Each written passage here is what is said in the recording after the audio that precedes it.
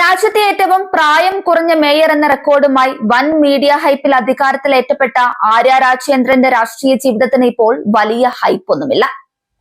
ഭരണത്തിലെ അനുഭവ പരിചയമില്ലായ്മയും അധികാരത്തിന്റെ അഹങ്കാരവും ധാർഷ്ട്യം നിറഞ്ഞ പെരുമാറ്റവുമെല്ലാം ആര്യയ്ക്ക് വിനയായി.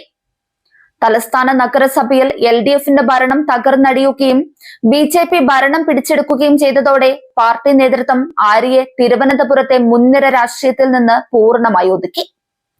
ഇതിന് പിന്നാലെയാണ് ഇപ്പോൾ യൂത്ത് ഓർഗനൈസേഷനായ DYFI സമ്മേളനങ്ങളിലും ആര്യയ്ക്ക് അപ്രഖ്യാപിത വിലക്ക് വീണിരിക്കുന്നത്.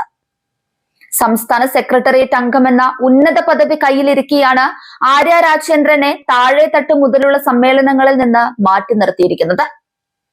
വില്ലേജ് തലങ്ങൾ കടന്ന് ജില്ലാ സമ്മേളനങ്ങളിലേക്ക് എത്തുമ്പോഴും ഒരു സ്വാഗത പ്രസംഗത്തിന് പോലും ആര്യയെ സംഘാടകർ വിളിക്കുന്നില്ല.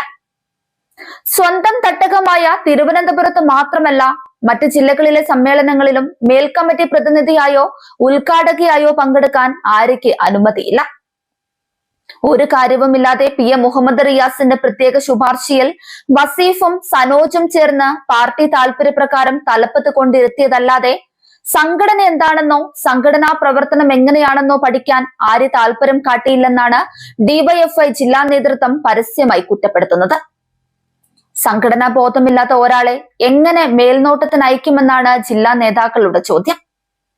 നഗരസഭാ തെരഞ്ഞെടുപ്പിൽ ജനങ്ങൾ LDFനെ തൂത്തെറിഞ്ഞതോടെ സജീവ പ്രവർത്തനത്തിൽ നിന്ന് നാണം കെട്ട് പിൻവലിഞ്ഞ ആര്യ രാജേന്ദ്രന് നിയമസഭാ തെരഞ്ഞെടുപ്പിലും വലിയ നാണക്കേടാണ് നേരിടേണ്ടി വന്നത്. സ്വന്തം മണ്ഡലമായ നേമത്ത് പോലും പ്രചാരണത്തിനിറങ്ങാൻ കഴിയാത്തത്രയും ജനരോഷമാണ് ആര്യക്കെതിരെ ഉയർന്നത്.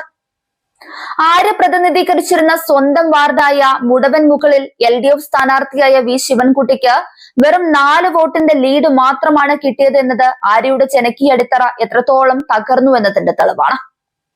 ഭരണത്തിലിരിക്കെ സ്വയം വരുത്തിവെച്ച അവിവേകങ്ങളും ജനങ്ങളോടുള്ള ധിക്കാരവുമാണ് ആര്യ രാജേന്ദ്രന്റെ രാഷ്ട്രീയ ഭാവി തകർത്തത്. നഗരസഭയിലെ പാർട്ടി നിയമനങ്ങൾക്കായി CPM ജില്ലാ സെക്രട്ടറിക്ക് കത്തയച്ച സംഭവം ആര്യയുടെ അഴിമതി നിറഞ്ഞ ഭരണരീതിയും സ്വജനപക്ഷപാതവും വെളിച്ചത്ത് കൊണ്ടുവന്നു. KSRTC ബസ് തടഞ്ഞു നിർത്തി ഡ്രൈവറോട് ആക്രോശിച്ചതും അധികാരം തലയ്ക്ക് പിടിച്ചുള്ള അഹങ്കാര പ്രകടനങ്ങളും ജനങ്ങൾക്കിടയിൽ വൻ പ്രതിഷേധത്തിനിടയാക്കി. ഇത്തരം ചീപ്പ് പ്രകടനങ്ങളും ഭരണത്തിലെ വൻ പരാജയവുമാണ് തിരുവനന്തപുരത്ത് CPMന് ഭരണം നഷ്ടപ്പെടാൻ പ്രധാന കാരണം. നേരത്തെ വികസന നായകനായി കാണിക്കാൻ ശ്രമിച്ചവർ പോലും ഇന്ന് ആര്യയെ കണ്ടാൽ വഴിമാറി നടക്കുകയാണ്.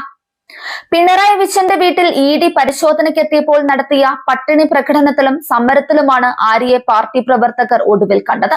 ചുരുങ്ങിയ കാലം കൊണ്ട് തനിക്ക് കിട്ടിയ വലിയ പദവിയുടെ വലുപ്പം മനസ്സിലാക്കാതെ അഹങ്കാരവും അവിവേകവും മുഖമുദ്രയാക്കി മാറ്റിയ ആര്യ രാജേന്ദ്രൻ ഒടുവിൽ സ്വന്തം പാർട്ടിക്കും സംഘടനയ്ക്കും ഒരുപോലെ ബാധ്യതയായി പടിയിറങ്ങേണ്ട അവസ്ഥയിലാണ്.